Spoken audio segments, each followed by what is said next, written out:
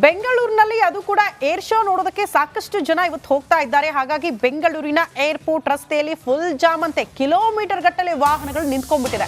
ಬೆಳ್ಳಂಬೆಳಗ್ಗೆ traffic jam ನಿಂದ ಪ್ರಯಾಣಿಕರಿಗೆ ಕಿರಿಕಿರಿ ಆಗ್ತಾ ಇದೆ. ಏರ್ ಶೋ ಎಫೆಕ್ಟ್ ನಿಂದ ಏರ್ಪೋರ್ಟ್ ರೋಡ್ ಫುಲ್ ಜಾಮ್ ಆಗ್ಬಿಟ್ಟಿದೆ.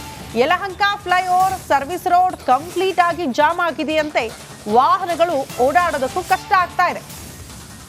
ಒಂದೊಂದು ಗಂಟೆ ಕಾಯ್ಬೇಕು ನಿಮ್ಗೆ, ಸ್ವಲ್ಪ ಮೂವ್ಮೆಂಟ್ ಆಗಬೇಕು ಗಾಡಿಗಳು ಅಂದ್ರೆ. ಕಾರಣ ಇವತ್ತು ಮತ್ತು ನಾಳೆ ಸಾರ್ವಜನಿಕರ ವೀಕ್ಷಣೆಗೆ ಅವಕಾಶ ಇರುತ್ತೆ. ಹಾಗಾಗಿ ಅತಿ ಹೆಚ್ಚಿನ ಸಂಖ್ಯೆಯಲ್ಲಿ ಇವತ್ತು ಜನ ಎಲ್ಲ ಏರ್ ಶೋ ನೋಡೋದಕ್ಕೆ ಹೋಗ್ತಾ ಇದ್ದಾರೆ. ಹಾಗಾಗಿ ಅದರ ಎಫೆಕ್ಟ್ ಬೇರೆ ವಾಹನ ಸವಾರಿಗೂ ಕೂಡ ಆಗ್ತಾ ಇದೆ. 4 ದಿನ ಏರ್ ಶೋ ಇತ್ತು, ಬಟ್ 2 ದಿನ ಪ್ರಮುಖವಾಗಿ ಅಧಿಕಾರಿಗಳು, ದೊಡ್ಡ ದೊಡ್ಡ ಗಣ್ಯ ವ್ಯಕ್ತಿಗಳು ಮಾತ್ರ ಅಲ್ಲಿ ಭಾಗಿಯಾಗ್ತಾ ಇದ್ರು. ಬಟ್ ಇವತ್ತು ಮತ್ತು ನಾಳೆ ಜನಸಾಮಾನ್ಯರು, ಸಾಮಾನ್ಯ ವ್ಯಕ್ತಿಗಳು ಕೂಡ ಭಾಗಿಯಾಗೋದಕ್ಕೆ ಅವಕಾಶ ಇರೋದ್ರಿಂದ ಅದರ ಎಫೆಕ್ಟ್ ಟ್ರಾಫಿಕ್ ಜಾಮ್ ಆಗಿರೋದನ್ನ ನೋಡ್ತಾ ಇದ್ದೀರಿ.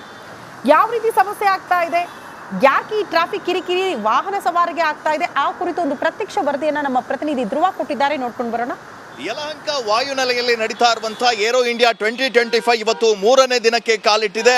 ಒಂದ್ ಕಡೆ ಏರ್ ಶೋ ನಡೀತಾ ಇದ್ರೆ, ಇನ್ನೊಂದ್ ಕಡೆ ವಾಹನ ಸವಾರರು ಟ್ರಾಫಿಕ್ ನಲ್ಲಿ ಸಿಲುಕಿ ಒದ್ದಾಡುವಂತಹ ಪರಿಸ್ಥಿತಿ ಇಂದು ಕೂಡ ಮುಂದುವರೆದಿದೆ. ನಾನೀಗ ಯಲಹಂಕ ಫ್ಲೈಓವರ್ ನ ಸ್ಕೈವಾಕ್ ಮೇಲಿದ್ದೀನಿ. ಈ ಸ್ಕೈವಾಕ್ ಮೇಲ್ಗಡೆಯಿಂದನೇ ನಿಮಗೆ ದೃಶ್ಯದಲ್ಲಿ ತೋರಿಸ್ತಾ ಇದ್ದೀನಿ.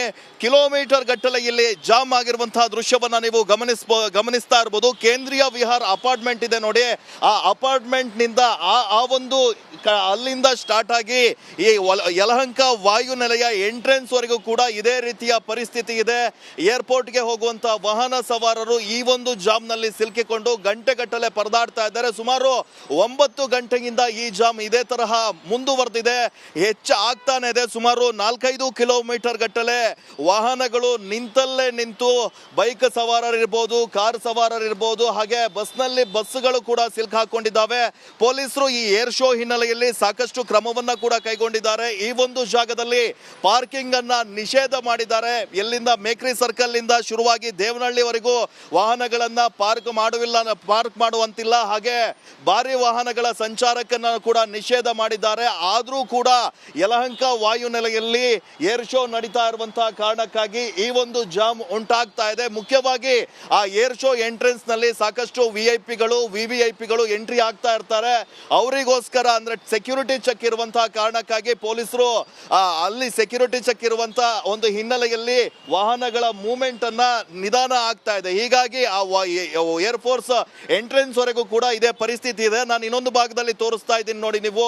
ಈ ಒಂದು ರಸ್ತೆಯಲ್ಲಿ ಕೂಡ ಅಲ್ಲಿ ಕಿಲೋಮೀಟರ್ ಗಟ್ಟಲೆ ಜಾಮ್ ಆಗಿದೆ. ಇಲ್ಲಿಂದ ಶುರುವಾದ್ರೆ ನೀವು ಆ ಯಲಹಂಕ ಏರ್ ಫೋರ್ಸ್ ಏನಿದೆ, ಏರ್ ಫೋರ್ಸ್ ನ ಎಂಟ್ರೆನ್ಸ್ ವರೆಗೂ ಕೂಡ ಇದೇ ತರಹದ ಪರಿಸ್ಥಿತಿ ಇದೆ. ಸಾವಿರಾರು ವಾಹನಗಳು ನಿಂತಲ್ಲೇ ನಿಂತು ವಾಹನ ಸವಾರರು ಪರದಾಟವನ್ನ ಕೂಡ ನಡೆಸ್ತಾ ಇದ್ದಾರೆ. ಕೆಳಗಡೆ ಸರ್ವಿಸ್ ರಸ್ತೆ ಕೂಡ ಬ್ಲಾಕ್ ಆಗಿದೆ. ಬ್ಲಾಕ್ ಆಗಿರುವಂತಹ ದೃಶ್ಯವನ್ನ ನೀವು ಗಮನಿಸ್ತಾ ಇರಬಹುದು. ಇನ್ನು ಏರ್ಪೋರ್ಟ್ ಕಡೆಯಿಂದ ಬೆಂಗಳೂರು ಸಿಟಿಗೆ ಬರ್ತಾ ಇರುವಂತಹ ವಾಹನ ಸವಾರರಿಗೇನು ಯಾವುದೇ ತೊಂದರೆ ಇಲ್ಲ. ಆದ್ರೆ ಈಗ ಪೊಲೀಸರು ಕಳೆದ 2-3 ದಿನಗಳಿಂದ ಕೂಡ ಟ್ರಾಫಿಕ್ ಪೊಲೀಸರು ಹಲವಾರು ನಿಯಮಗಳನ್ನ ಇಲ್ಲಿ ಜಾರಿ ಮಾಡಿದ್ದಾರೆ. ಟ್ರಾಫಿಕ್ ಡೈವರ್ಷನ್ ಇರ್ಬೋದು, ಹಾಗೆ ಒನ್ ವೇ ಸಂಚಾರವನ್ನ ನಿಷೇಧ ಮಾಡಿರೋದಿರ್ಬೋದು. ಇದರ ಹೊರತಾಗಿಯೂ ಕೂಡ ಏರ್ಪೋರ್ಟ್ ಕಡೆ ಬರ್ತಾ ಇರುವಂತಹ ವಾಹನ ಸವಾರರು ಈ ಜಾಮ್ ನಿಂದ ಪರದಾಡುವಂತಹ ಪರಿಸ್ಥಿತಿ ಕೂಡ ನಿರ್ಮಾಣವಾಗಿದೆ. ಇನ್ನು 3 ದಿವಸ ಯಲಹಂಕ ವಾಯುನೆಲೆಯಲ್ಲಿ ಏರೋ ಇಂಡಿಯಾ 2023 ನಡೆಯುತ್ತೆ. 2 ದಿನ ನಾಳೆ ಮತ್ತೆ ನಾಡಿದ್ದು ಜನರಿಗೆ ಒಂದು ಮುಕ್ತ ಅವಕಾಶವನ್ನ ಕೂಡ ಕಲ್ಪಿಸಿಕೊಡಲಾಗಿದೆ. ಈ ಹಿನ್ನೆಲೆ ನಾಳೆ ಮತ್ತೆ ನಾಡಿದ್ದು ಇನ್ನಷ್ಟು ಜಾಮ್ ಆಗುವಂತಹ ಸಾಧ್ಯತೆ ಇದೆ. ನೀವೇನಾದ್ರೂ ಅನಾವಶ್ಯಕವಾಗಿ ಈ ರಸ್ತೆಯಲ್ಲಿ ಓಡಾಡೋದನ್ನ ಅವಾಯ್ಡ್ ಮಾಡಿದ್ರೆ ಬಹಳಷ್ಟು ಉತ್ತಮ ಅಂತಾನೆ ಹೇಳ್ಬೋದು. ಕ್ಯಾಮರಾ ಪರ್ಸನ್ ರಾಘು ಜೊತೆ ಧ್ರುವರಾಜ್, ರಿಪಬ್ಲಿಕ್ ಕನ್ನಡ, ಬೆಂಗಳೂರು. ಬೆಂಗಳೂರಿನಲ್ಲಿ ಅದು ಕೂಡ ಏರ್ ಶೋ ನೋಡೋದಕ್ಕೆ ಸಾಕಷ್ಟು ಜನ ಇವತ್ತು ಹೋಗ್ತಾ ಇದ್ದಾರೆ. ಹಾಗಾಗಿ ಬೆಂಗಳೂರಿನ ಏರ್ಪೋರ್ಟ್ ರಸ್ತೆಯಲ್ಲಿ ಫುಲ್ ಜಾಮ್ ಅಂತೆ. ಕಿಲೋಮೀಟರ್ ಗಟ್ಟಲೆ ವಾಹನಗಳು ನಿಂತ್ಕೊಂಡ್ಬಿಟ್ಟಿದೆ. ಬೆಳ್ಳಂಬೆಳಗ್ಗೆ ಟ್ರಾಫಿಕ್ ಜಾಮ್ ನಿಂದ ಪ್ರಯಾಣಿಕರಿಗೆ ಕಿರಿಕಿರಿ ಆಗ್ತಾ ಇದೆ. ಏರ್ ಶೋ ಎಫೆಕ್ಟ್ ನಿಂದ ಏರ್ಪೋರ್ಟ್ ರೋಡ್ ಫುಲ್ ಜಾಮ್ ಆಗ್ಬಿಟ್ಟಿದೆ. Yelahanka flyover service road complete ಆಗಿ ಜಾಮ್ ಆಗಿದೆಯಂತೆ. ವಾಹನಗಳು ಓಡಾಡೋದಕ್ಕೂ ಕಷ್ಟ ಆಗ್ತಾ ಇದೆ.